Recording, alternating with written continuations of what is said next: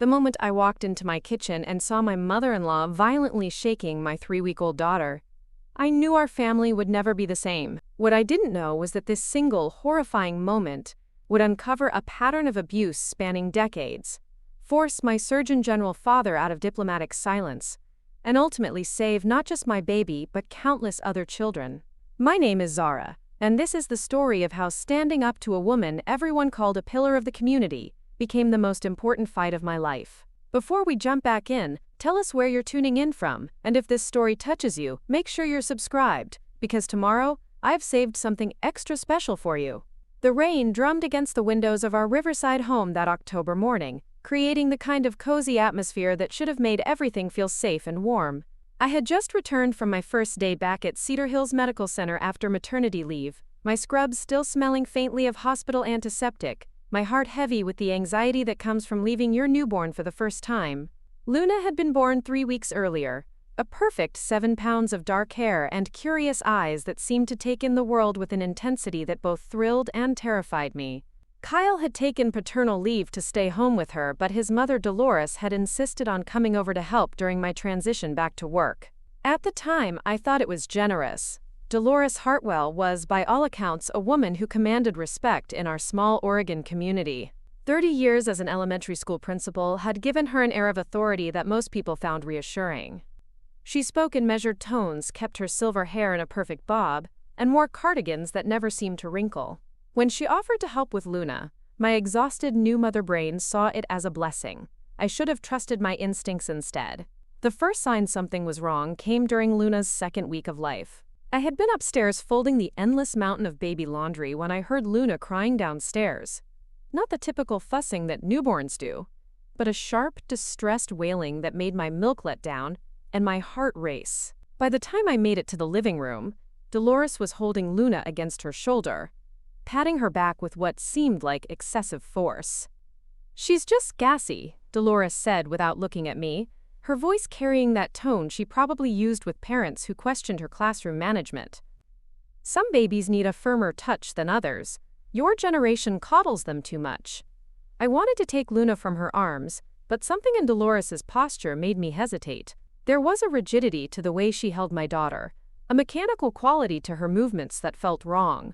Instead, I stood there like a fool, telling myself that a woman who had raised 3 children and guided hundreds of students through their formative years surely knew what she was doing. Kyle appeared from the kitchen, took one look at his crying daughter, and gently transferred her to my arms.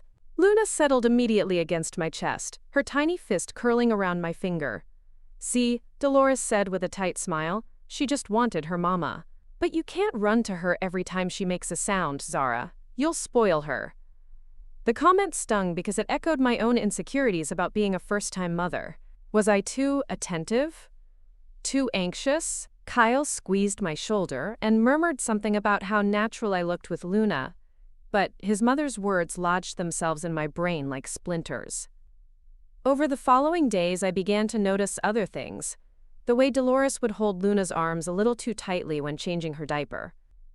How she would jiggle her when she cried instead of the gentle rocking motion that seemed to soothe our daughter.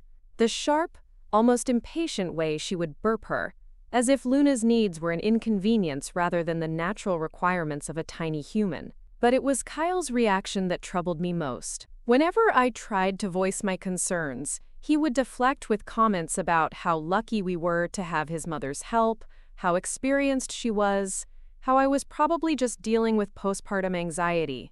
He wasn't dismissive exactly, but there was a wall there, a reluctance to examine his mother's behavior too closely that made me feel increasingly isolated. The breaking point came on a Thursday morning that started like any other. I had worked a 12-hour shift in the NICU, caring for premature babies whose tiny bodies fought for every breath, whose parents kept vigil beside isolettes filled with wires and monitors. Coming home to Luna felt like stepping into a different world, one where I could hold my healthy, full-term daughter without fearing that she might stop breathing. I was exhausted but grateful, ready to collapse into my own bed after feeding Luna and catching up with Kyle about his day. I could hear voices from the kitchen as I hung up my jacket, Kyle's low murmur mixing with his mother's more strident tones. They were discussing something about feeding schedules and sleep training, topics that had become contentious in our household over the past few weeks. Dolores had strong opinions about both, opinions that seemed to come from a different era of parenting, one where babies were expected to conform to adult convenience, rather than having their natural rhythms respected. I kicked off my shoes and padded toward the kitchen in my stocking feet, planning to grab a glass of water and check on Luna before heading upstairs.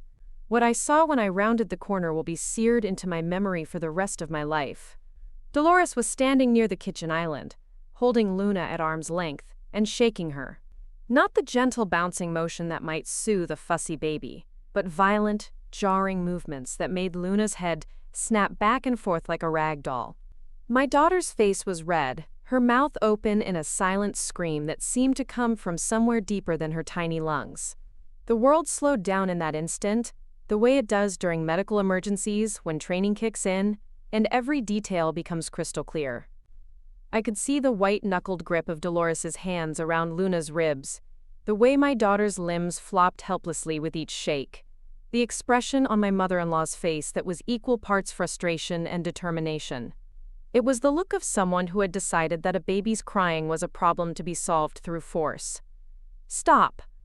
The word erupted from my throat with a violence that surprised even me. I lunged forward, my hands already reaching for Luna before my brain had fully processed what was happening. "Give her to me right now!" Dolores's head snapped up, her eyes wide with what might have been surprise or might have been annoyance at being interrupted. For a moment that lasted forever, she continued to hold Luna, as if debating whether to hand her over or defend her actions. Kyle appeared beside me, his face pale with shock, his hands hovering uncertainly between his mother and his wife. "She was crying," Dolores said, her voice taking on the defensive tone I had heard her use when questioned about her teaching methods. "Sometimes babies need to be shown who's in charge. This generation doesn't understand that children need structure from the very beginning." My hands were shaking as I took Luna from her grandmother's arms, my fingers automatically checking for signs of injury while my mind reeled with the implications of what I had just witnessed. Luna's crying had intensified, a high-pitched wail that spoke of distress beyond simple hunger or tiredness. I could feel her tiny heart racing against my chest as I held her close, trying to provide the safety and comfort that had been so violently disrupted. Kyle stood frozen between us, his loyalty split in a way that would define every interaction in our household for the weeks to come. I could see the conflict in his eyes, the desperate desire to believe that what he had just witnessed wasn't as serious as it appeared, that his mother, the woman who had raised him with such apparent success, couldn't possibly be capable of harming his daughter. "Mom," he said finally, his voice barely above a whisper, "what were you doing?" "I was calming her down," Dolores replied, straightening her cardigan with the same composure she might have shown after disciplining a disruptive student. She was overtired and overstimulated. "Sometimes you have to be firm with babies, Kyle. Your father and I raised 3 children using these methods, and you all turned out fine." The casual way she dismissed what had just happened, the complete lack of recognition that violently shaking a newborn could cause serious injury or death, sent a chill through me that had nothing to do with the October weather outside. This wasn't a moment of frustration or a lapse in judgment. This was a woman who genuinely believed that what she had done was appropriate, even necessary. "I think you should leave," I said, surprised by how steady my voice sounded when everything inside me was shaking. "Luna needs to calm down, and I need to check her over." Dolores's expression shifted then, revealing something harder beneath the grandmother's facade. "Don't be dramatic, Zara. I've been caring for children longer than you've been alive. One little shake never hurt anyone." That phrase, "one little shake," would echo in my head for days afterward. It revealed so much about Dolores's mindset, the casual way she minimized what she had done, the complete absence of understanding about the fragility of a newborn's developing brain. As a pediatric nurse, I knew exactly what violent shaking could do to a baby Luna's age. I had seen the devastating effects of shaken baby syndrome in the NICU, the brain bleeds and seizures that could leave children permanently disabled or worse. Kyle finally found his voice, though it came out strained and uncertain. "Mom, maybe it would be better if you went home for today. We're all tired, and tensions are running high. It was a diplomatic response, the kind of careful language designed to avoid confrontation while still addressing the immediate problem. But as I watched Dolores gather her purse and coat, her movements sharp with barely contained indignation, I knew this was far from over. She kissed Kyle's cheek and pointedly ignored me as she left, her final words lingering in the air like a threat. "I hope you know what you're doing, Zara. Babies need consistency and discipline from the very beginning. I'd hate to see Luna grow up spoiled because her parents were too soft to do what's necessary." After she left, Kyle and I stood in our kitchen holding our daughter, the silence between us heavy with unspoken tensions. Luna had finally stopped crying, but I could feel the lingering tremors in her tiny body, the way she seemed to startle at every small sound. I wanted to believe that she would be fine, that newborns were more resilient than they appeared, but the nurse in me knew better. The developing brain of a 3-week-old baby was incredibly vulnerable to the kind of trauma that violent shaking could cause. "I need to call my father," I said finally, the words feeling strange in my mouth. Preparing and narrating this story took us a lot of time, so if you are enjoying it, subscribe to our channel. It means a lot to us. Now back to the story. As much as I valued my independence as an adult and a new mother, this was beyond my ability to handle alone. Dr. Benjamin Nakamura wasn't just my father. He was the current Surgeon General of the United States, a man whose expertise in pediatric medicine was recognized internationally. If anyone could help me understand the full implications of what had just happened, it was him. Kyle's face tightened at the mention of my father, not because he disliked him, but because involving Dr. Nakamura would make this situation official in a way that couldn't be undone. My father had a reputation for taking child welfare issues seriously, for speaking out against practices that put children at risk regardless of social or political consequences. Calling him wouldn't just be asking for medical advice, it would be setting in motion a chain of events that could destroy Kyle's family. But as I looked down at Luna's face, still flushed from crying, still bearing the invisible wounds of what she had endured, I knew I didn't have a choice. My daughter's safety had to come before family harmony, before Kyle's comfort, before the social standing of a woman who saw violent shaking as an acceptable childcare technique. "Can we talk about this first?" Kyle asked, his voice pleading. "Maybe we're overreacting. Maybe Mom was just having a bad day, and we caught her at the wrong moment." I turned to face my husband, this man I had fallen in love with for his kindness and integrity, and saw someone I barely recognized. The Kyle I knew would never minimize violence against a child, would never prioritize his mother's reputation over his daughter's safety. But standing in our kitchen, watching him struggle to reconcile his love for his mother with the evidence of what she had done, I realized how powerful family loyalty could be, even in the face of undeniable truth. "Kyle," I said, my voice gentle but firm, "what would you tell a parent who brought their baby to the emergency room with the symptoms Luna might develop after being shaken like that? What would you want them to do?" He was quiet for a long moment, his engineering mind working through the logical implications of what I was asking. Kyle had always prided himself on his rationality, his ability to analyze problems objectively and find solutions based on evidence rather than emotion. But this wasn't a coding problem or a system architecture challenge. This was his mother, his family, his carefully constructed world, being torn apart by a truth he didn't want to acknowledge. "I would want them to get their child evaluated by a specialist," he said finally, the words coming out reluctantly. "I would want them to document everything and make sure it never happened again." "Then you understand why I have to call my father," I replied. "This isn't about punishment or blame. This is about making sure Luna is okay and preventing this from happening again." As I reached for my phone, Luna stirred in my arms, her dark eyes opening to look up at me with that unfocused but intent gaze that newborns have. She looked so small, so helpless, so completely dependent on the adults around her for protection and care. The weight of that responsibility had never felt heavier than it did in that moment, knowing that I was about to make decisions that would ripple through our family for years to come. But as I dialed my father's number, listening to the phone ring in Washington, D.C., where he was probably preparing for another day of congressional hearings and policy meetings, I felt something else alongside the fear and uncertainty. For the first time since Luna's birth, I felt like I was truly acting as her mother, putting her needs above everything else, including my own desire to avoid conflict. The conversation with my father was brief and clinical, his Surgeon General training taking over as soon as I described what I had witnessed.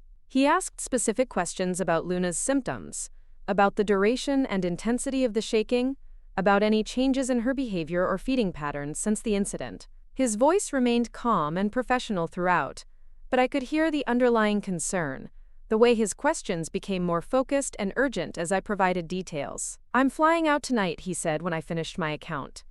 "Don't let anyone else handle Luna until I can examine her myself. And Zara, I need you to write down everything you remember about what happened, with as much detail as possible.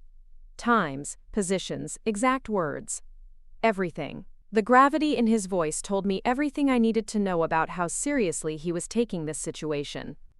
Dr. Benjamin Nakamura didn't fly across the country for minor family disputes or parenting disagreements. He was coming because what I had described represented a clear and present danger to his granddaughter's health and safety.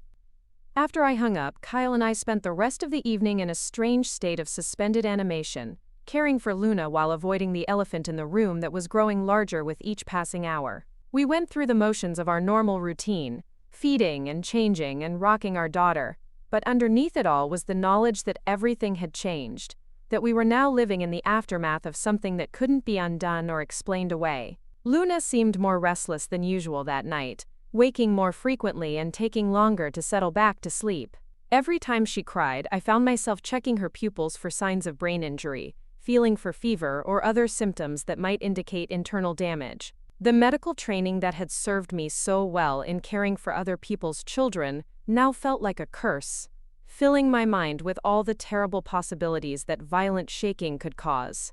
Kyle tried to maintain normalcy, talking about work projects and weekend plans as if this were any other night in our new life as parents. But I could see the strain in his face, the way his eyes lingered on Luna with a new kind of worry, the way he jumped every time his phone buzzed with what might be a text from his mother. "She's going to want an explanation," he said as we finally headed to bed around midnight, Luna finally sleeping peacefully in her bassinet beside our bed. "My mom doesn't understand why you reacted so strongly. She thinks you're being overly sensitive because of hormones or first-time parent anxiety." The fact that Kyle was already carrying messages from his mother, already positioning himself as a mediator between his wife and the woman who had just endangered our child, told me everything I needed to know about where his loyalties lay. But I was too exhausted to fight that battle tonight, too focused on watching Luna's chest rise and fall in the steady rhythm of healthy sleep. Tomorrow my father would arrive, and with him would come the kind of medical expertise and official authority that couldn't be dismissed or minimized. Tomorrow, the comfortable fiction that this had been a minor incident blown out of proportion would be shattered by the cold reality of professional medical assessment.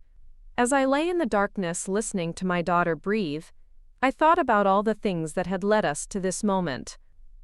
The way I had ignored my instincts about Dolores's rough handling of Luna. The way Kyle had dismissed my concerns as new mother anxiety.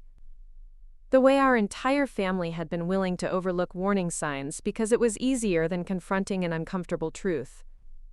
But mostly I thought about the look on Dolores's face as she shook my daughter, the calm determination of someone who believed she was doing the right thing, who saw a crying baby not as a tiny human in distress, but as a problem to be solved through force. That was the image that would stay with me through the sleepless hours until dawn, the knowledge that this hadn't been a momentary lapse in judgment, but a glimpse into a worldview where children's safety was secondary to adult convenience. By the time the sun rose over Riverside, painting our bedroom in soft golden light, I had made my decision. Whatever it cost our marriage, our relationship with Kyle's family, our comfortable life in this small Oregon community, I would protect my daughter. Even if it meant going to war with people I had once considered family, even if it meant standing alone against a system that valued peace over truth. Luna deserved nothing less than a mother who would fight for her, who would speak up when others wanted to stay silent, who would choose her child's safety over everyone else's comfort. As I watched her sleep, her tiny face peaceful and trusting, I promised her that whatever came next, she would never again be left alone with someone who saw violence as an acceptable response to her needs. The fight for my daughter's safety was about to begin, and I had no intention of losing. My father arrived at Portland International Airport at 7:30 the next morning, his familiar figure emerging from the terminal with the purposeful stride that had carried him through decades of medical crises and political challenges.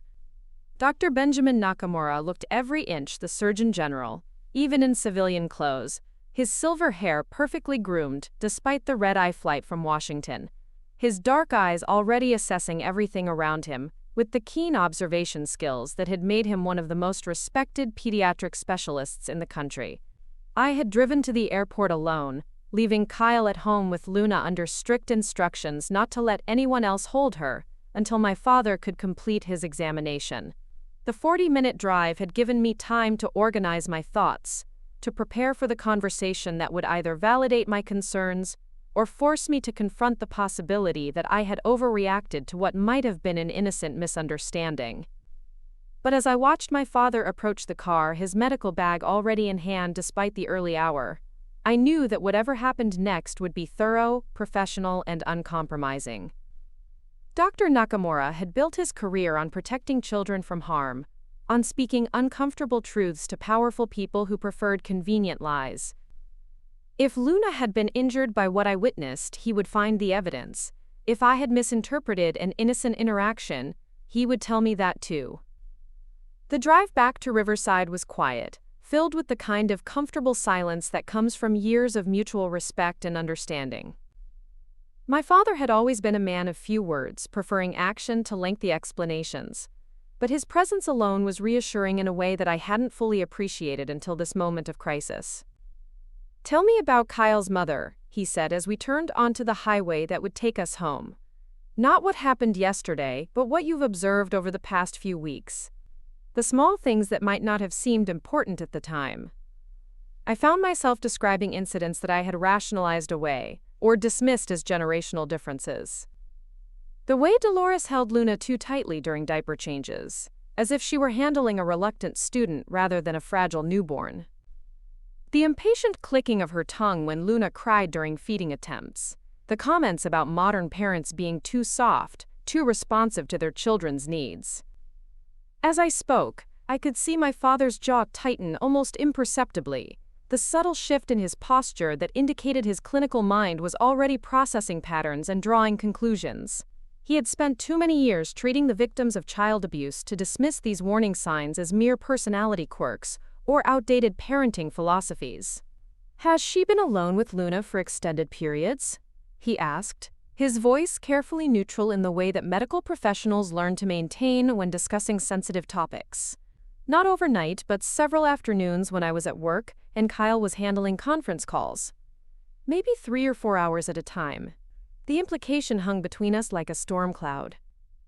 If Dolores was capable of violent shaking during the brief moment I had witnessed, what might have happened during those longer unsupervised periods?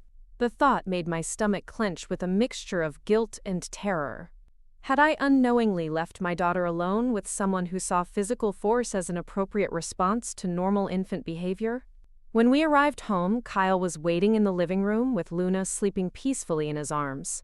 He looked like he hadn't slept, his hair disheveled, and his eyes red-rimmed with exhaustion and stress. The sight of my father seemed to make everything more real, more serious, transforming what Kyle might have hoped was a family disagreement into an official medical consultation. "Dr. Nakamura," Kyle said, standing to shake my father's hand with the kind of formal politeness that people use when they're not sure how to navigate an uncomfortable situation. "Thank you for coming. I hope this isn't too much trouble." My father's response was gentle but professional, the tone he used with worried parents in hospital settings. "There's no trouble when it comes to Luna's safety, Kyle. I'd like to examine her as soon as possible, and then we need to have a detailed conversation about what Zara witnessed yesterday." The examination took place in Luna's nursery, the morning light streaming through yellow curtains to illuminate the room that Kyle and I had decorated with such hope and excitement just a few months earlier. My father's hands moved over Luna's tiny body with the practiced efficiency of someone who had examined thousands of infants, checking reflexes, testing muscle tone, looking for any signs of neurological damage or physical injury. Luna tolerated the examination with the patient resignation that newborns often display, her dark eyes tracking my father's movements with curious attention. She seemed more alert today, more responsive to stimuli, which I hoped was a good sign rather than an indication of hypervigilance brought on by trauma. "Can you describe exactly what you saw?" my father asked as he continued his examination, his voice maintaining that careful clinical neutrality that allowed him to gather information without influencing the response. I walked him through every detail I could remember, from the position of Dolores's hands to the violent jerking motion of Luna's head, from the duration of the shaking to my daughter's immediate response.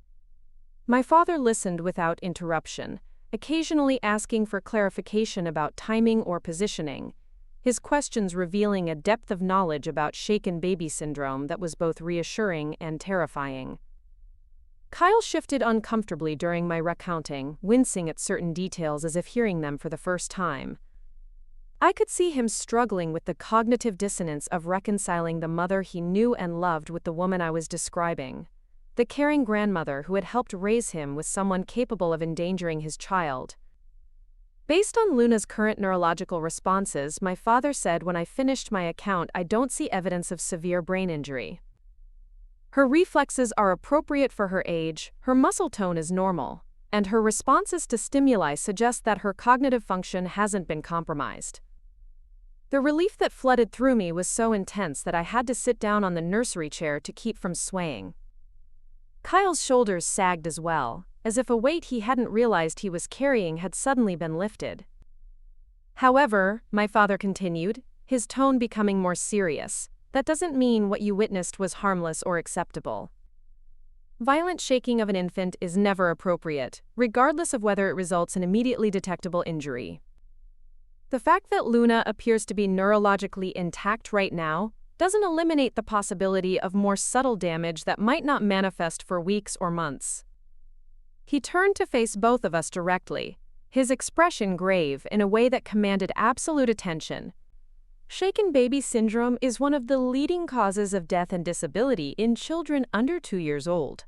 The violent back-and-forth motion can cause bleeding in the brain, retinal hemorrhages, and spinal cord injuries that may not be immediately apparent. What Zara described falls well within the parameters of abusive shaking. Kyle's face went pale at this pronouncement, the clinical language stripping away any remaining hope that this might have been an overreaction or misunderstanding.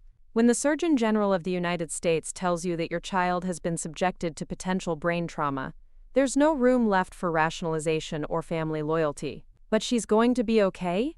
Kyle asked, his voice barely above a whisper.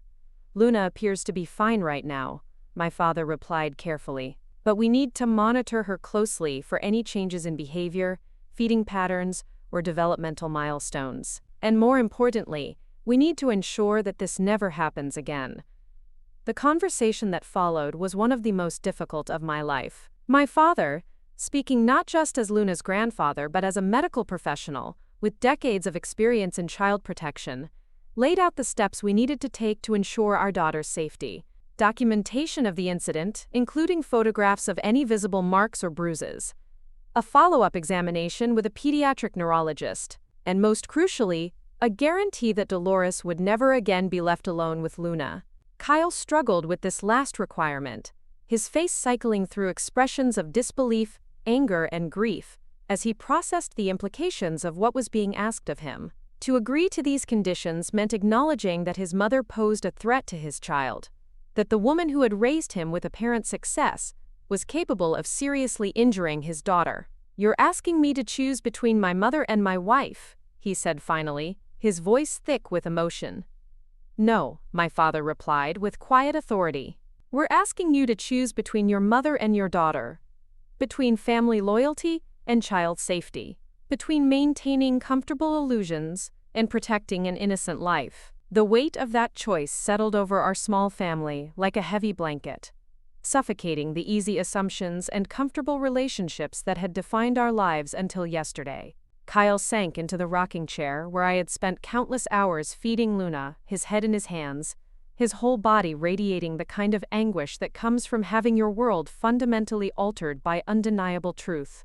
"I need to talk to her," he said eventually. "I need to hear her side of the story, to understand what she was thinking when she did what she did." My father nodded, but his expression remained stern. "That's your choice, Kyle. But until we have those conversations, until we understand the full scope of this situation, Luna cannot be alone with your mother under any circumstances. That's not negotiable."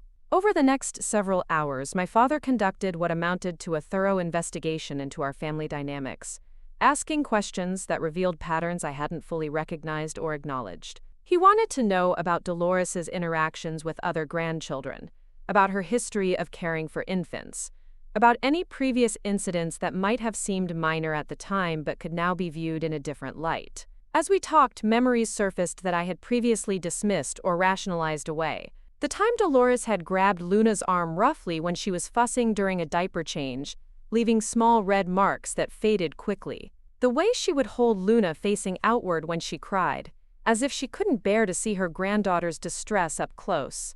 The comments about crying being manipulative behavior that needed to be discouraged from the earliest possible age. These incidents, viewed individually, had seemed like minor differences in caregiving philosophy. But assembled together under my father's systematic questioning, they formed a pattern of someone who saw infants not as vulnerable beings deserving gentle care, but as small adversaries whose natural behaviors needed to be controlled through force. Kyle participated reluctantly in these conversations, his loyalty to his mother warring with his growing understanding of the seriousness of the situation. I could see him mentally reviewing his own childhood, searching for evidence that might explain or excuse his mother's behavior with Luna. Had she been this rough with him and his siblings? Had they simply been more resilient? Or had they learned early not to express distress in ways that might trigger her impatience? The picture that emerged was of a woman who had raised her children during an era when physical discipline was more accepted, when crying was seen as a behavior to be controlled rather than a form of communication to be understood. Dolores had been successful in her career, respected in her community, and had raised 3 apparently well-adjusted children.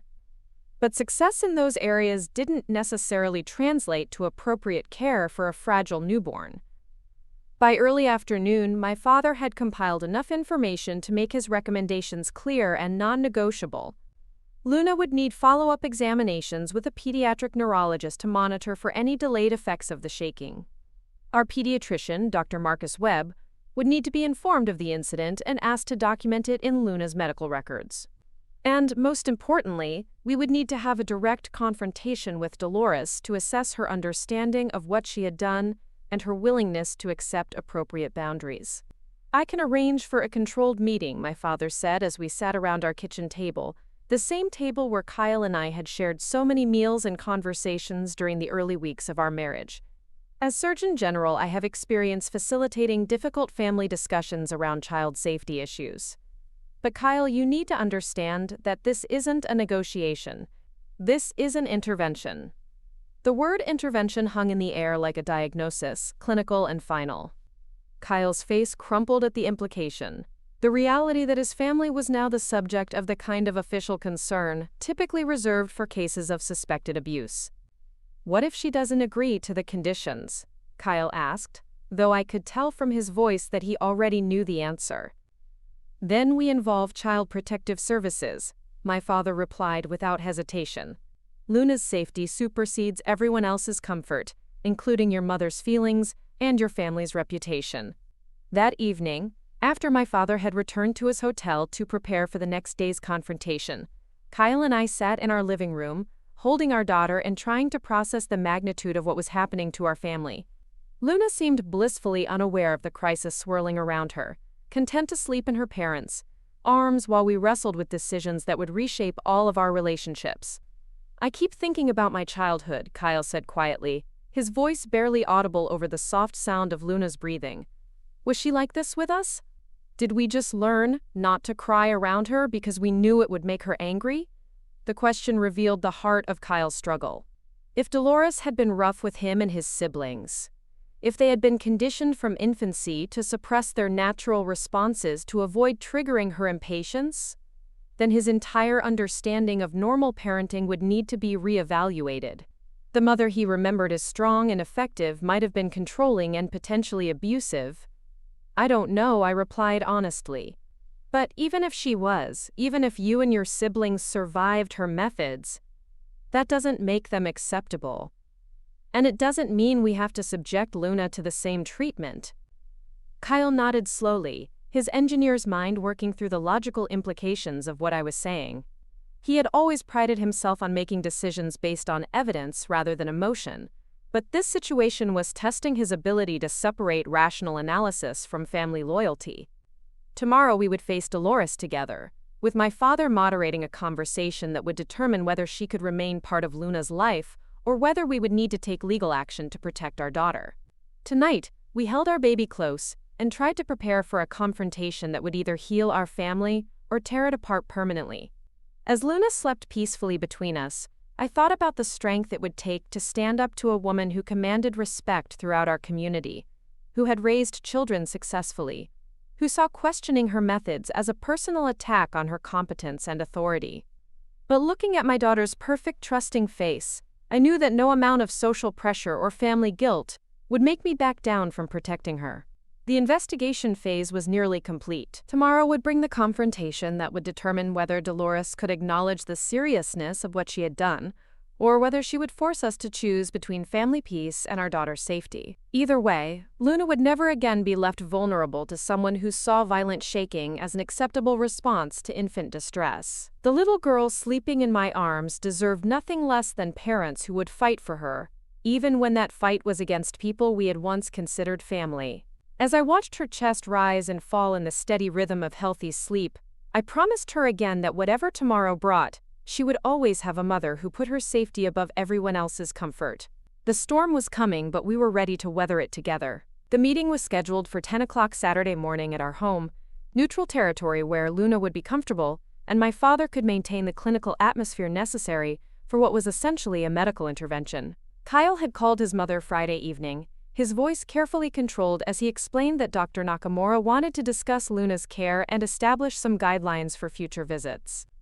Dolores had agreed to come, though Kyle reported that her tone had been frosty, filled with the kind of offended dignity that suggested she viewed this as an unnecessary formality, rather than a serious discussion about child safety. She had made several pointed comments about overly anxious new parents, and the tendency of medical professionals to dramatize normal childhood experiences. I spent Friday night barely sleeping, rehearsing possible scenarios in my mind and trying to prepare for every variation of how this conversation might unfold. Would Dolores be defensive and angry, doubling down on her belief that her methods were appropriate? Would she be dismissive, treating the entire meeting as an overreaction to a minor incident? Or would she somehow find a way to twist the narrative, making herself the victim of unfair accusations and unreasonable demands? My father arrived early, carrying a leather portfolio that contained documentation of Luna's examination, research on shaken baby syndrome, and what he described as educational materials for grandparents about safe infant care practices.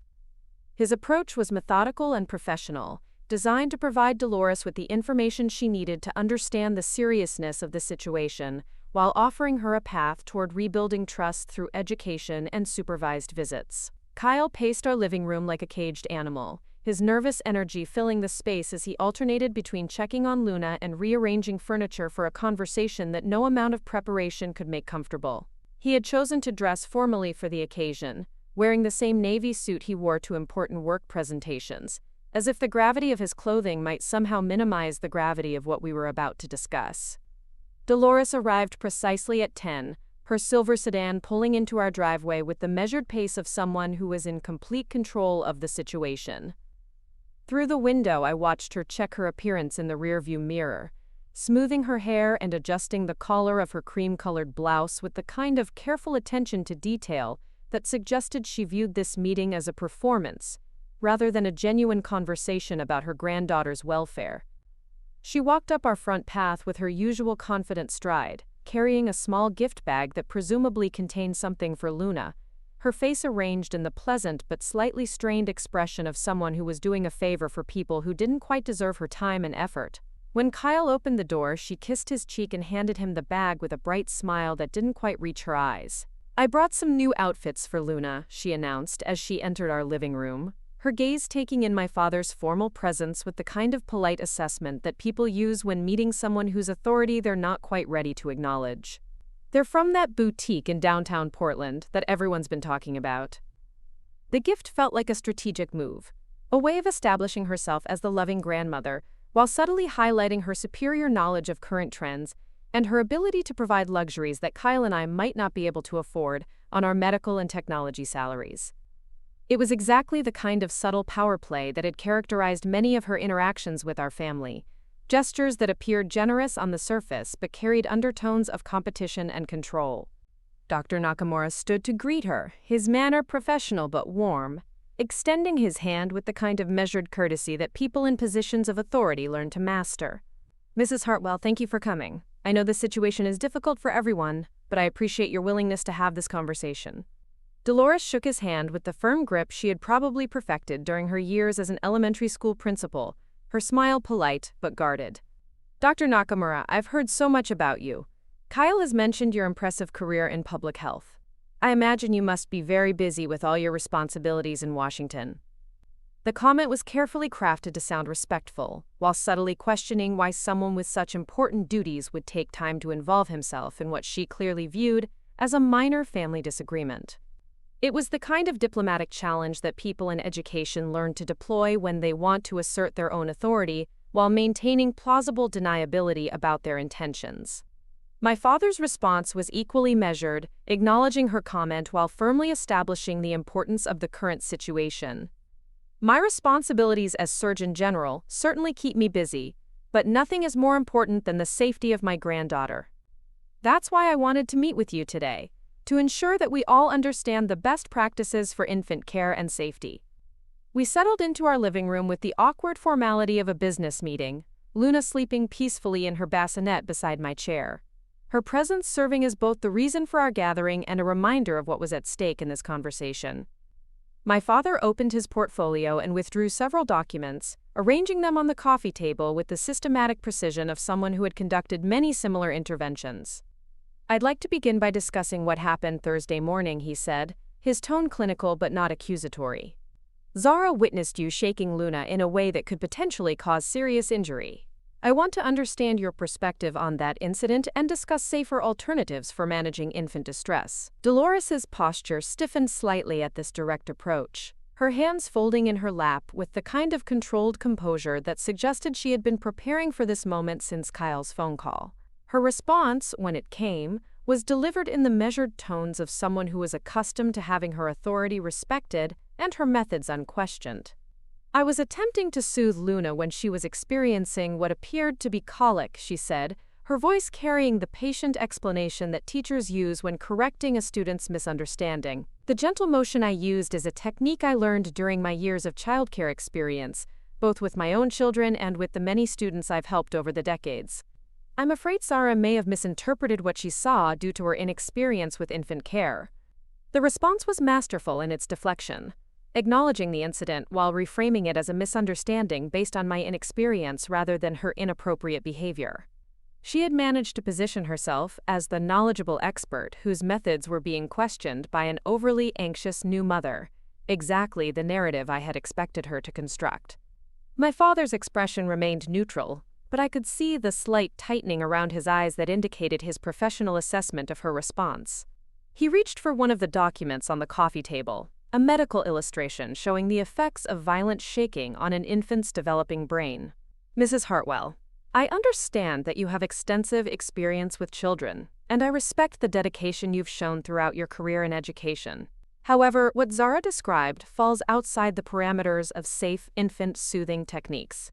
This diagram shows what happens to a baby's brain during the kind of vigorous shaking that was witnessed."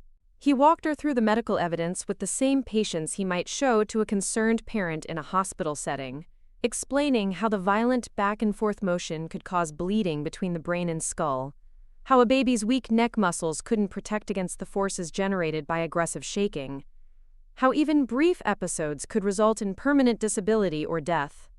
Dolores listened with the polite attention of someone who was humoring an expert in a field outside her own expertise, nodding occasionally but maintaining the slight smile of someone who believed she knew better than the person speaking to her.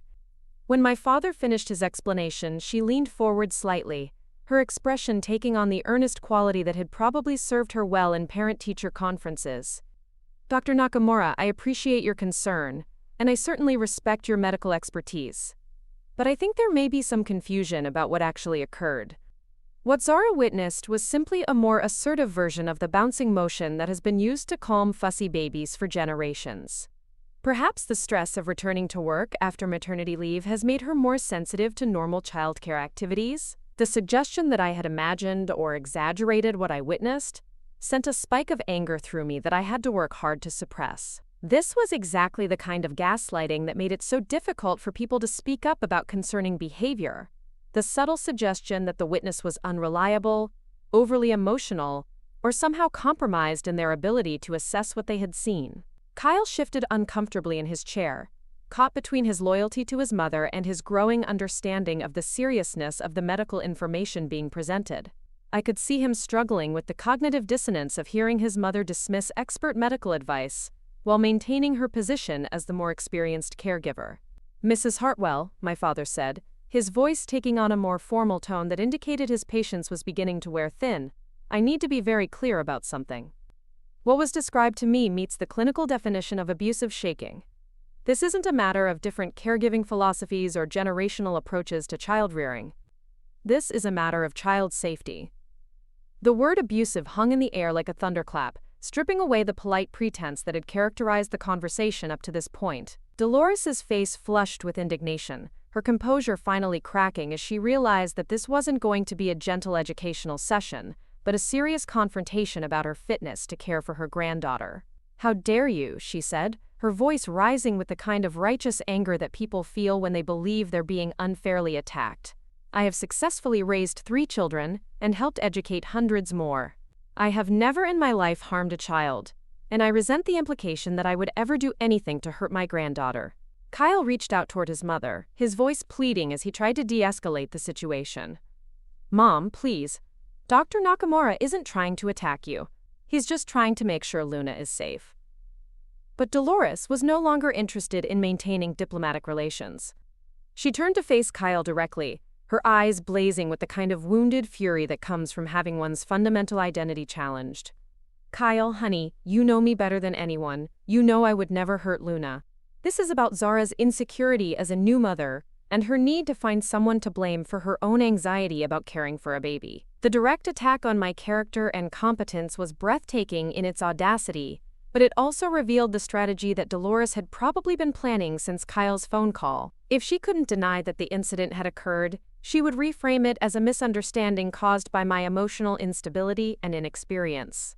"Actually," I said, speaking for the first time since the meeting had begun, my voice steadier than I had expected it to be, "this is about what I witnessed with my own eyes. This is about the fact that you violently shook my 3-week-old daughter and then dismissed it as normal when I confronted you about it." Dolores turned to face me with the full force of her indignation, her years of dealing with challenging parents and difficult students evident in the way she composed herself for battle. "Zara, dear, I understand that new motherhood can be overwhelming, especially when you're trying to balance a demanding career with infant care. But accusing me of child abuse because you don't understand traditional soothing techniques is not only unfair, it's potentially damaging to our entire family." The patronizing tone, the suggestion that my professional medical training somehow made me less qualified to assess infant care, the implication that I was destroying family harmony over my own psychological issues, all combined to create a response that I had to force myself to deliver calmly. "Traditional soothing techniques don't involve violent shaking that could cause brain damage," I replied. "And my concerns aren't based on new mother anxiety. They're based on my training as a pediatric nurse and my direct observation of behavior that put my daughter at risk." My father intervened before Dolores could respond, his voice carrying the unmistakable authority of someone who was accustomed to making life and death decisions and having them respected. "Mrs. Hartwell, we're not here to debate what happened or to question your intentions. We're here to establish clear guidelines for future interactions with Luna that prioritize her safety above all other considerations." He outlined the conditions that would need to be met for Dolores to continue having contact with Luna. Acknowledgement that the shaking incident was inappropriate and potentially dangerous. completion of a grandparent education course on infant safety, and supervision during all future visits until trust could be rebuilt, through demonstrated adherence to appropriate caregiving techniques. These aren't punitive measures, he explained, his tone professional but firm. They're safety protocols designed to ensure that Luna receives appropriate care while maintaining family relationships in a responsible way. Dolores listened to these conditions with the expression of someone who was being asked to accept blame for a crime she hadn't committed. When my father finished speaking, she sat in silence for a long moment, her hands clasped tightly in her lap, her face cycling through emotions that ranged from disbelief to anger to something that might have been genuine hurt. "You're asking me to admit to something I didn't do," she said finally, her voice quiet but filled with unmistakable resolve. "You're asking me to accept that I'm a danger to my own granddaughter, based on the misinterpretation of someone who has been a mother for less than a month." She stood up with the dignity of someone who believed she was taking the moral high ground, smoothing her skirt and gathering her purse with movements that conveyed wounded pride and firm conviction. "I love Luna more than life itself, and I would never do anything to harm her, but I will not be subjected to false accusations and treated like a criminal because of someone else's anxiety and inexperience." Kyle rose as well, his face pale with the realization that his mother was about to walk out rather than accept any responsibility for what had happened. "Mom, please don't do this. Can't we find some middle ground here?" But Dolores was already moving toward the door, her decision made and her dignity intact in her own mind. "Kyle, honey, I'll always be here when you're ready to have a rational conversation about this situation. But I won't be bullied into admitting to something I didn't do, and I won't subject myself to supervision like some kind of convicted criminal." She paused at the front door, turning back to deliver what felt like a final statement. "I hope someday you'll realize what you've allowed to happen here today. I hope you'll remember who has always been there for you, and who has always had your best interests at heart." The door closed behind her with a soft click that seemed to echo through our suddenly quiet house. Kyle stood frozen in the entryway, staring at the closed door as if he could somehow will his mother to return and make a different choice. The silence stretched between us, heavy with the weight of relationships that had just been irrevocably altered. My father began gathering his documents, his movements methodical and professional, despite the emotional intensity of what had just occurred. "I'm sorry it came to that," he said quietly, but her response tells us everything we need to know about her understanding of the situation and her willingness to prioritize Luna's safety. Kyle sank back into his chair, his head in his hands, his shoulders shaking, with the kind of silent tears that come from having your world fundamentally changed by choices you never wanted to make.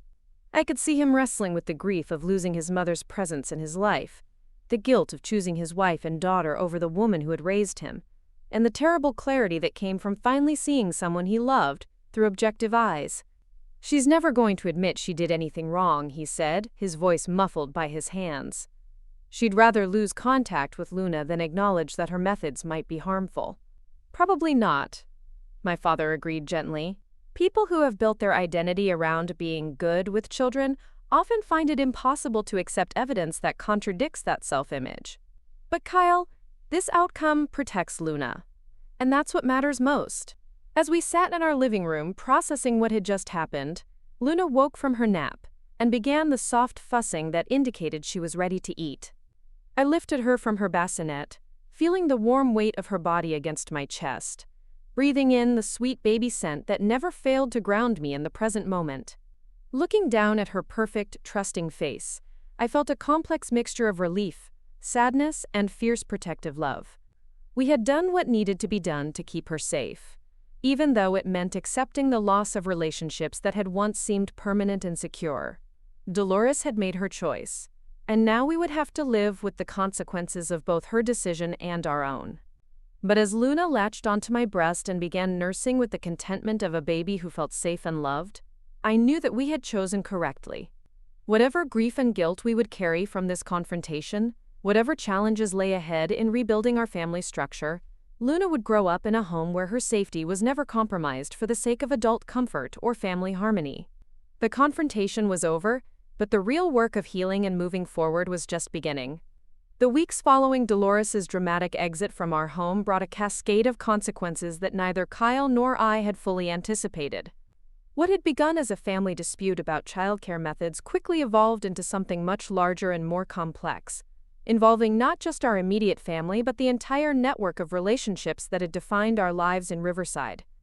Kyle's father, Nolan, called 3 days after the confrontation, his voice heavy with the kind of weary disappointment that comes from watching a family tear itself apart over what he clearly viewed as a misunderstanding that had spiraled out of control. He had always been the peacemaker in the Hartwell family, the quiet voice of reason who helped smooth over conflicts and find compromise solutions that allowed everyone to maintain their dignity. "Kyle, son," he said during their 40-minute phone conversation that I could hear from the kitchen where I was preparing Luna's bottle, "your mother is devastated. She's barely eating, barely speaking to anyone. She keeps saying that 30 years of caring for children meant nothing the moment Zara decided she was a threat." I could hear Kyle's side of the conversation, his voice strained with the effort of trying to explain medical evidence and safety protocols to a man who saw only his wife's pain and his family's fracture. The conversation circled around the same basic disagreement that had defined our confrontation with Dolores. Kyle insisting that Luna's safety had to come first, and Nolan arguing that a lifetime of successful childcare should count for more than one moment of questionable judgment. "She's talking about moving back to Phoenix to be closer to your sister," Nolan continued, his voice carrying the implicit threat that Kyle's unwillingness to reconcile with his mother might result in losing both parents from Luna's life. "She says she can't bear to live in the same town where people think she's capable of hurting a baby." The emotional manipulation was subtle but unmistakable, designed to make Kyle feel responsible for his mother's unhappiness and his family's geographical separation. It was exactly the kind of pressure that had probably shaped Kyle's childhood, the expectation that maintaining family harmony was more important than addressing uncomfortable truths or setting appropriate boundaries. Kyle ended the call looking exhausted and conflicted, caught between his rational understanding of why we had made the choices we had and his emotional connection to parents who saw those choices as a betrayal of everything they had given him. I could see him second-guessing our decisions, wondering if there might have been a gentler way to address the situation that wouldn't have resulted in such complete estrangement. But our pediatrician's response to the incident eliminated any doubt about whether we had overreacted.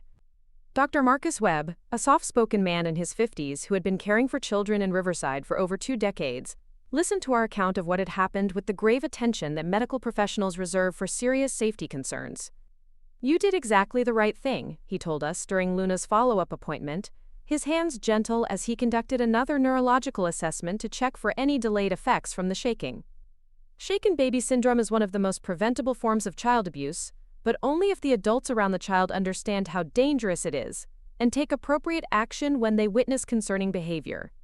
He documented the incident in Luna's medical record with the thoroughness that would be necessary if legal proceedings ever became required, photographing the small bruises on her ribs where Dolores's fingers had gripped too tightly, noting the timeline of events and the immediate steps we had taken to ensure Luna's safety. "I've seen too many cases where family members minimized or ignored warning signs because they couldn't believe that someone they loved could be capable of harming a child," Dr. Webb said, as he completed his examination. "The fact that you prioritized Luna's safety over family comfort probably prevented a much more serious injury down the road." His words were reassuring, but they didn't ease the growing pressure we felt from Kyle's extended family and the broader Riverside community. Dolores had been a respected figure in town for decades, known for her dedication to children's education and her volunteer work with various community organizations. Her version of events, which painted her as the victim of false accusations from an unstable new mother, was gaining traction among people who had known her far longer than they had known me. The whispers started at the grocery store, where I noticed other shoppers glancing at me with expressions that ranged from curiosity to disapproval. At the coffee shop where Kyle and I used to meet friends for weekend brunches, conversations would stop when I entered, resuming in hushed tones after I passed. The small-town dynamic that had once made Riverside feel welcoming now felt suffocating, as if I were living under constant scrutiny and judgment. Kyle's sister Rebecca drove up from Sacramento the weekend after our confrontation with Dolores, ostensibly to meet her new niece but clearly with a larger agenda. Rebecca was 2 years older than Kyle, a successful real estate attorney who had inherited their mother's sharp tongue and their father's diplomatic skills. She had always been protective of Dolores, viewing their mother as a strong woman who had sacrificed her own ambitions to raise her children and support her community. The conversation with Rebecca took place in our living room on a gray Sunday morning, with Luna sleeping peacefully in Kyle's arms while his sister laid out what amounted to a case for reconsidering our position. Rebecca's approach was more sophisticated than her father's emotional appeals, focusing on legal and practical considerations, rather than simply asking us to prioritize family harmony. "I've been thinking about this situation from a professional perspective," she said, her voice carrying the measured authority of someone accustomed to making persuasive arguments. "What you're describing is a single incident that lasted maybe 30 seconds, witnessed only by Zara, with no lasting physical harm to Luna. From a legal standpoint, that's not enough to support accusations of child abuse." Kyle shifted uncomfortably at this clinical analysis of what we had experienced as a traumatic threat to our daughter's safety. Rebecca continued, outlining the potential consequences of maintaining our current position: the loss of relationship with Kyle's parents, the impact on Luna of growing up without grandparents, the social isolation we were already experiencing in Riverside. More importantly, she said, leaning forward with the intensity of someone delivering a closing argument, "You're basing life-changing decisions on the assessment of someone who has been a mother for less than a month." "Zara, I'm not questioning your love for Luna or your intentions, but don't you think it's possible that your lack of experience with babies might have made you interpret normal caregiving activities as something more sinister?" The suggestion that my professional medical training and direct observation were less reliable than Rebecca's legal theorizing was infuriating, but I could see the effect her arguments were having on Kyle.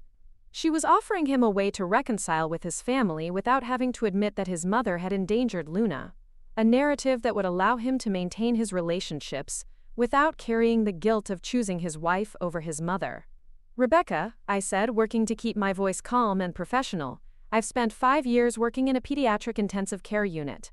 I've seen the effects of shaken baby syndrome more times than I care to remember. What I witnessed wasn't normal caregiving, and it wasn't a misunderstanding based on my inexperience.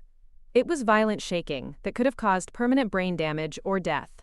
But Rebecca was prepared for this response, having clearly researched the medical aspects of the situation before making her trip north. She pulled out her phone and began reading from what appeared to be a medical journal article about the diagnostic challenges in suspected shaken baby syndrome cases. "According to this research," she said, "there's significant controversy in the medical community about distinguishing between accidental trauma and intentional abuse in infants. Many cases that were initially diagnosed as shaken baby syndrome have been overturned on appeal when other medical explanations were discovered." The implication was clear. Even medical professionals could be wrong about what constituted abuse, and my assessment of what I had witnessed might be flawed despite my training and experience. It was a sophisticated form of gaslighting that used legitimate medical research to undermine my credibility and create doubt about the reliability of my observations. Kyle listened to his sister's presentation with the focused attention of someone who desperately wanted to be convinced that there was a middle ground, a way to protect Luna, while also maintaining family relationships. I could see him weighing Rebecca's arguments against my medical knowledge and his father's professional assessment, trying to find a solution that didn't require him to choose between the people he loved most. The conversation was interrupted by a phone call that would change everything. My father, who had returned to Washington after our confrontation with Dolores, was calling with information that he had promised to research about Dolores's background and her history with other children. "Zara," he said, his voice carrying the weight of someone who had discovered something significant, "I need to speak with you and Kyle privately. I've found some information about Kyle's mother that you need to know about." We moved to the kitchen for privacy, leaving Rebecca in the living room with Luna, and my father's voice filled our speakerphone with revelations that cast everything we had experienced in a completely different light. Using his connections in the medical and educational communities, he had conducted a discreet investigation into Dolores's background, looking for any patterns of concerning behavior that might have been overlooked or covered up. What he had discovered was a history of complaints and incidents that painted a picture of someone whose approach to child discipline had raised concerns for years. During her tenure as elementary school principal, there had been multiple reports from teachers about Dolores's harsh treatment of students, particularly younger children, who cried or displayed emotional distress in her presence. "I spoke with 3 retired teachers who worked under her supervision," my father said, his voice clinical but grim. They described incidents where she would physically restrain children who were upset, shaking them by the shoulders or grabbing their arms with enough force to leave marks. The complaints were filed with the school district, but they were never formally investigated because she was close to retirement and had strong support from the school board. Kyle's face went pale as he listened to these accounts, his understanding of his mother's character undergoing a fundamental revision. The woman he had remembered as a strong, effective educator was being revealed as someone whose methods had crossed the line into physical intimidation and potential abuse. But the most damning revelation came from my father's conversation with a pediatric nurse who had worked at Portland Children's Hospital during the time when Kyle and his siblings were young.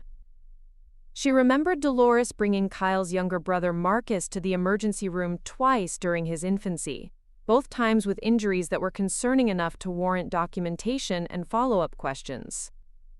The first incident involved bruising on Marcus's arms that was consistent with tight gripping, my father continued.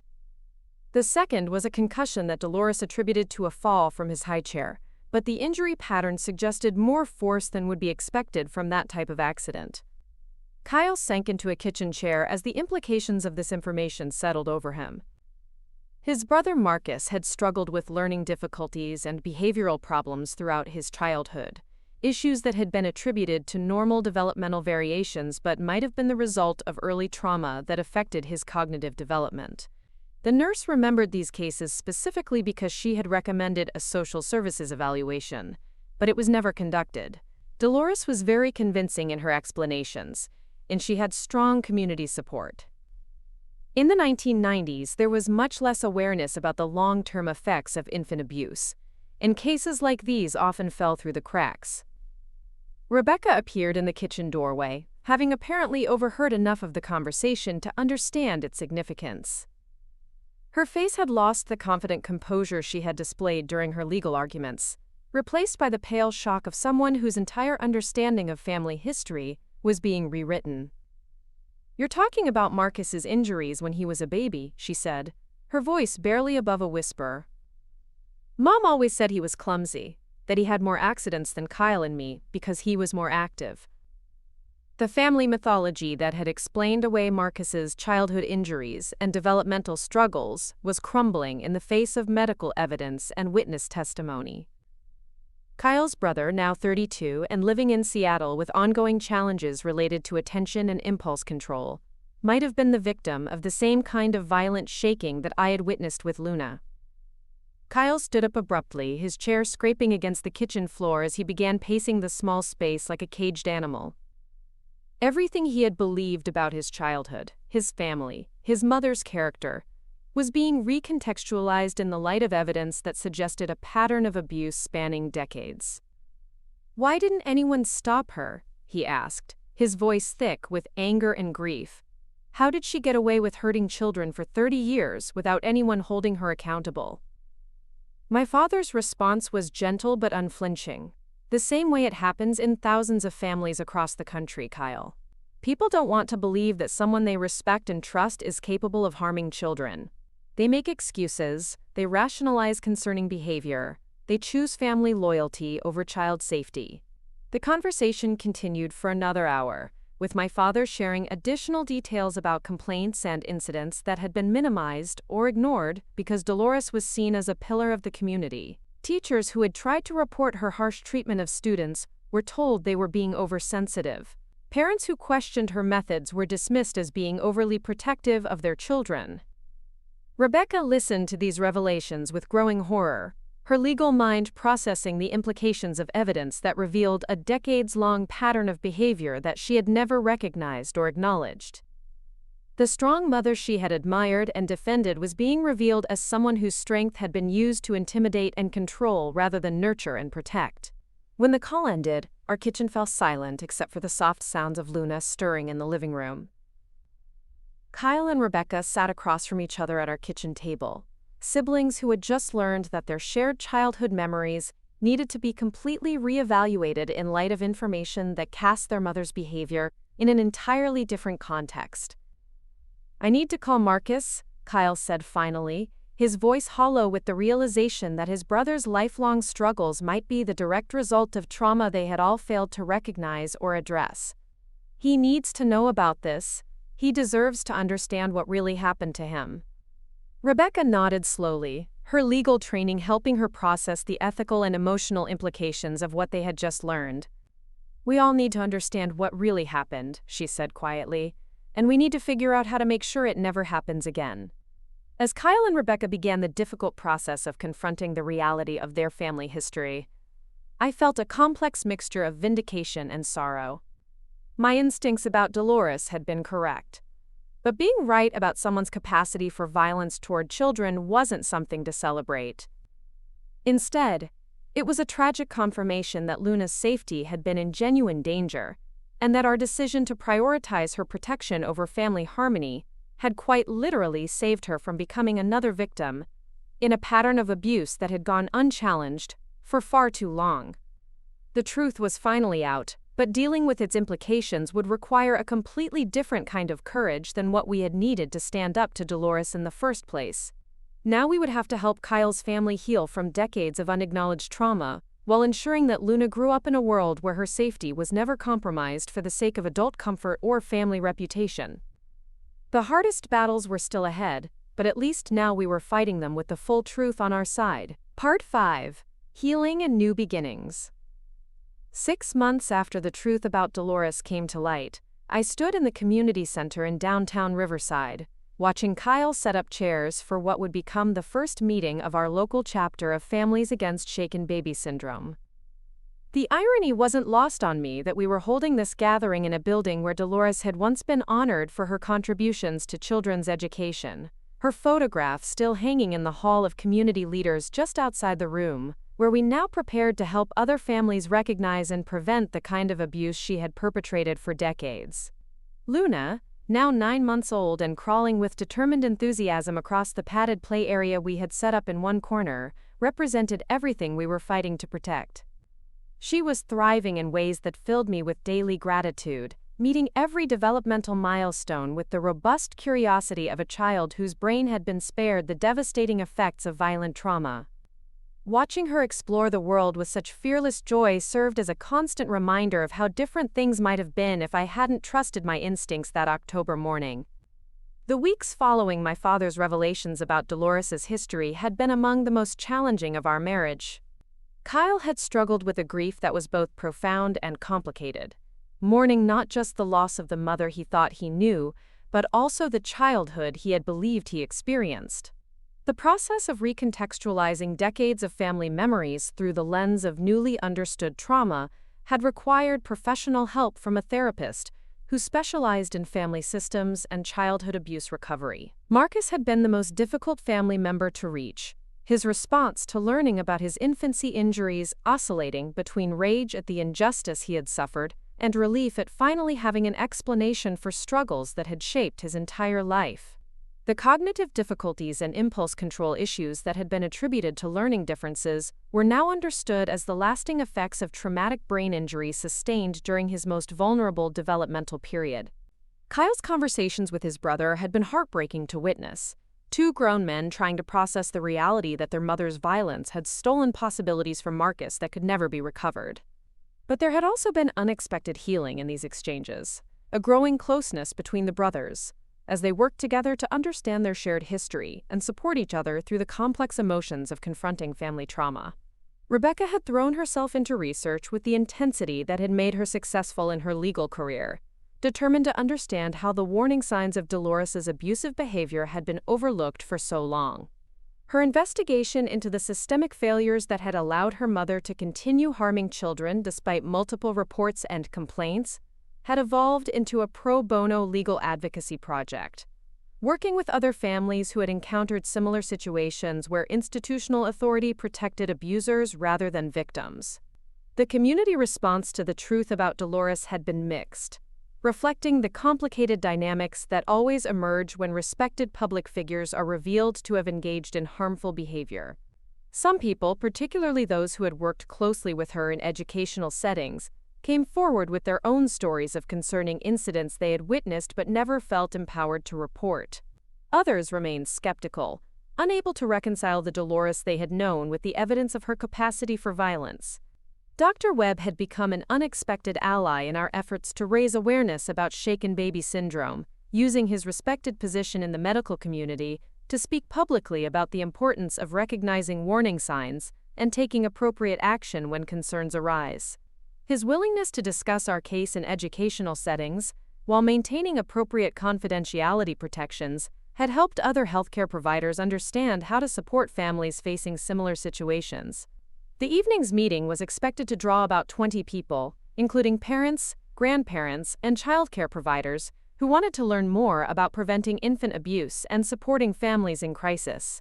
My father had agreed to participate via video conference from Washington, sharing his expertise on the medical aspects of shaken baby syndrome and the public health initiatives being developed to address this preventable form of child abuse. As people began arriving, I was struck by the diversity of the group that had assembled. There was Janet Morrison, a grandmother in her 70s who had reached out after hearing about our story, wanting to make sure she understood current safety guidelines for caring for her new grandson. David and Sarah Chen had brought their 6-month-old daughter, seeking reassurance about choosing appropriate childcare providers after Sarah's return to work. Most powerfully, there was Patricia Williams, a soft-spoken woman in her 40s who had approached me at the grocery store 3 weeks earlier to share her own story of witnessing concerning behavior from a family member. Her courage in speaking up had prevented what might have been a tragic situation, but she was still processing the guilt and family conflict that had resulted from prioritizing her grandson's safety over maintaining family harmony. As the meeting began, I felt the weight of responsibility that comes with using personal trauma as a vehicle for community education and prevention. Luna's story had become public not by choice but by necessity. Our family's crisis transformed into a teaching tool that might help other families recognize danger before irreversible harm occurred. Kyle opened the meeting by sharing our story with the calm professionalism that had helped him process his own trauma over the past months. His account was factual and measured, focusing on the warning signs we had initially overlooked, the medical evidence that had confirmed our concerns, and the family dynamics that had made it difficult to confront uncomfortable truths. "The thing I've learned through this experience," he said to the assembled group, "is that protecting children sometimes requires us to make choices that feel impossible. Choosing your child's safety over family loyalty isn't easy, but it's always the right choice, even when it costs you relationships you thought were permanent." Patricia Williams spoke next, her voice gaining strength as she described her own experience of witnessing her brother-in-law roughly handling her 6-month-old grandson during a family barbecue. The pattern was eerily similar to what we had experienced: initial doubt about her own perceptions, family pressure to avoid making accusations, and the eventual realization that speaking up was the only way to protect an innocent child. "I kept telling myself that maybe I was overreacting," she said, her hands clasped tightly in her lap as she recalled the internal struggle she had faced. He was family, he had raised 3 kids, everyone respected him. But when I saw him shake little Tommy because he was crying during nap time, I knew I couldn't stay quiet anymore.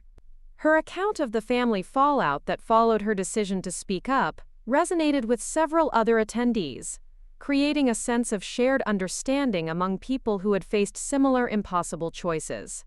The isolation and criticism that often accompanies protective action against family members was a common theme, highlighting the need for community support systems that validate and encourage appropriate intervention.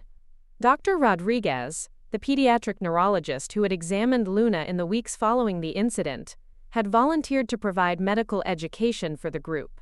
Her presentation on the developing infant brain and the devastating effects of violent shaking was both informative and sobering, illustrated with case studies that demonstrated the range of outcomes from shaken baby syndrome. "The most important thing to understand," she explained to the attentive audience, "is that there is no safe amount of violent shaking for an infant. Even brief episodes that don't result in immediately visible symptoms can cause brain damage that affects a child's development for years to come." When my father joined the meeting via video conference, his presence lent an additional layer of authority and expertise to our discussions. Speaking from his office in Washington, with the official seal of the Surgeon General visible behind him, he addressed the public health implications of infant abuse and the initiatives being developed at the federal level to improve prevention and early intervention.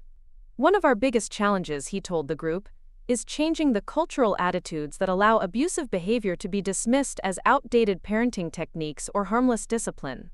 When we normalize physical force as a response to infant distress, we create an environment where serious abuse can be overlooked or minimized. The question and answer session that followed revealed the depth of concern and confusion that many caregivers felt about distinguishing appropriate infant care from potentially harmful practices. Grandparents asked about generational differences in childcare philosophies. New parents sought guidance about choosing daycare providers and establishing safety protocols with extended family members. Janet Morrison raised her hand hesitantly, her voice wavering as she asked the question that I suspected was on many minds. How do you know if you're being too cautious versus not cautious enough? I love my grandson so much, and I want to help my daughter, but I'm terrified of doing something wrong that might hurt him. The vulnerability in her question opened space for a broader discussion about the anxiety that many well-meaning caregivers experience when trying to navigate contemporary understanding of infant safety. My father's response was both reassuring and practical, emphasizing that genuine concern for child welfare always errs on the side of caution, while abusive behavior is characterized by prioritizing adult convenience over infant well-being. If you're asking these questions, if you're worried about doing the right thing, you're already demonstrating the kind of mindful caregiving that protects children, he said warmly. The people we worry about are those who don't question their methods, who prioritize control and compliance over safety and comfort. As the formal presentation portion of the meeting concluded, the group naturally transitioned into smaller conversations where people could share more personal concerns and seek specific guidance. I found myself talking with David Chen about the challenges of returning to work while maintaining confidence in childcare arrangements, while Kyle engaged with several fathers about balancing family loyalty with protective instincts. Luna had spent most of the meeting contentedly playing with toys in her designated area, occasionally crawling over to investigate new people with the fearless sociability that had become her trademark. Watching her interact with strangers with such trust and openness served as a powerful reminder of how different her temperament might have been if she had experienced ongoing trauma during her earliest months of life. As people began to leave, many of them exchanged contact information and made plans to meet again the following month. What had started as an educational presentation was evolving into a support network for families navigating the complex intersection of child safety and family relationships. Patricia Williams approached me as I was packing up Luna's diaper bag, her expression reflecting the mixture of gratitude and determination that I had come to recognize in other parents who had faced similar crises. "Thank you for sharing your story," she said quietly. "It made me feel less alone in what I went through with my family." The sense of community that was emerging from our shared experiences felt like an unexpected gift, transforming individual trauma into collective strength and mutual support. These relationships, forged through crisis but sustained by shared commitment to child protection, represented something valuable that had grown from the ashes of broken family bonds. Driving home that night with Kyle and Luna, I reflected on how dramatically our lives had changed since that October morning, when I witnessed Dolores shaking our daughter. The intervening months had brought losses that still caused grief, particularly the complete estrangement from Kyle's parents, and the ongoing challenges of navigating social situations in a community where opinions about our choices remained divided. But there had also been unexpected growth and healing. Kyle's relationship with Marcus had deepened through their shared process of understanding their childhood trauma. Rebecca had found new purpose in her advocacy work, using her legal skills to support other families facing similar situations. My father's involvement in our crisis had led to expanded federal initiatives on infant abuse prevention that would benefit countless children across the country. Most importantly, Luna was thriving in an environment where her safety and well-being were never compromised for the sake of adult comfort or family harmony. At 9 months old, she was developing the secure attachment and confident exploration skills that would serve as the foundation for her emotional health throughout her life. The following month, our support group meeting drew nearly 40 people, including several healthcare providers and social workers who wanted to better understand how to support families in crisis.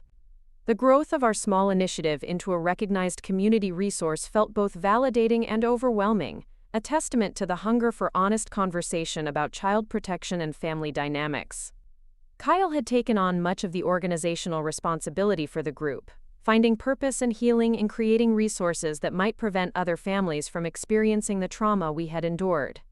His transformation from someone who had initially resisted confronting uncomfortable family truths into a passionate advocate for child safety had been one of the most remarkable aspects of our journey. Rebecca visited from Sacramento to attend our third meeting, sharing her research on legal remedies for families dealing with institutional failures to protect children from known abusers. Her presentation sparked discussions about policy changes needed at the school district and social services levels to ensure that warning signs were investigated rather than ignored. By the 6-month mark, our local chapter had become affiliated with a national organization focused on preventing shaken baby syndrome, giving us access to professional resources and established curricula for community education. The legitimacy and structure this provided helped attract additional participants and funding, expanding our ability to reach families who might benefit from our support and information. Luna celebrated her first birthday in the community center, where our support group meetings were held, surrounded by people who had become an extended family of choice rather than biological obligation. The symbolism wasn't lost on any of us, that she was reaching this milestone in a space dedicated to protecting children, rather than in the company of family members who had prioritized their own comfort over her safety. As I watched her take her first tentative steps between Kyle and me while our chosen family cheered encouragement, I felt the deep satisfaction that comes from knowing we had made the right choices even when they were difficult. Luna would grow up understanding that family means people who protect and nurture you, not simply those who share your genetic material.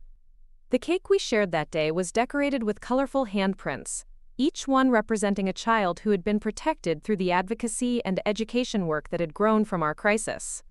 Luna's tiny palm print was at the center, surrounded by dozens of others whose safety had been enhanced through increased awareness and community support.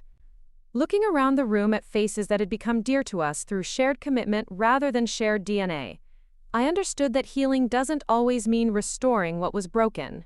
Sometimes it means building something entirely new from the pieces that remain after necessary losses.